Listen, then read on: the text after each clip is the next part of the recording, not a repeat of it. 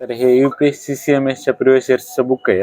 तर ह्याच्यात एक रेस्टलेस सिंड्रोमवर क्वेश्चन आलेला आणि त्याची ट्रीटमेंट किंवा मॅनेजमेंट विचारलेली. तर हे रेस्टलेस सिंड्रोममध्ये काय होतं, म्हणजे आपण पाय जर रेस्टवर ठेवला तर दुखायला लागतो आणि त्याची हालचाल वगैरे केली तर चांगलं वाटायला लागतं.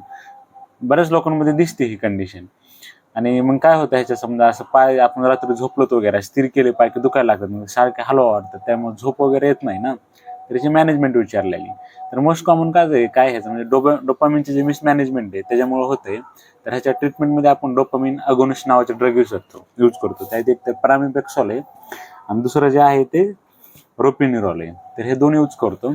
आणि दुसरं काय देतो आपण, गाबापेंटिन किंवा प्रिगाबालिन पण देतो. पण हे कशासाठी देतो आपण, पेनच्या मॅनेजमेंटसाठी, कारण पेन पण वगैरे होईल ना पायामध्ये. तर त्याच्या ट्रीटमेंटमध्ये आपण गाबापेंटिन किंवा प्रिगाबालिन देतो. दुसरं कशामुळे होऊ शकतं, हे तुमचं आयर्न डिफिशियन्सी अॅनिमियामुळे पण होऊ शकतं. तर आपल्याला आयर्नची लेवल पण चेक करावं लागते. तो पण एखादा कॉज असू शकतो. आणि आयर्न वगैरे कमी असेल तर आपण देऊ शकतो आयर्नच्या टॅबलेट, किंवा विटॅमिनच्या कमी पण असू शकतो, विटॅमिन B12च्या वगैरे. तर ते पण आपण चेक करून देऊ शकतो त्याचा टॅबलेट.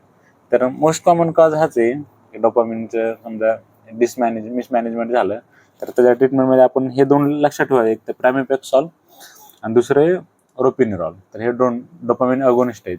तर हे दोन ड्रग यूज करतो. तर हेच विचारलेलं त्या क्वेश्चनमध्ये.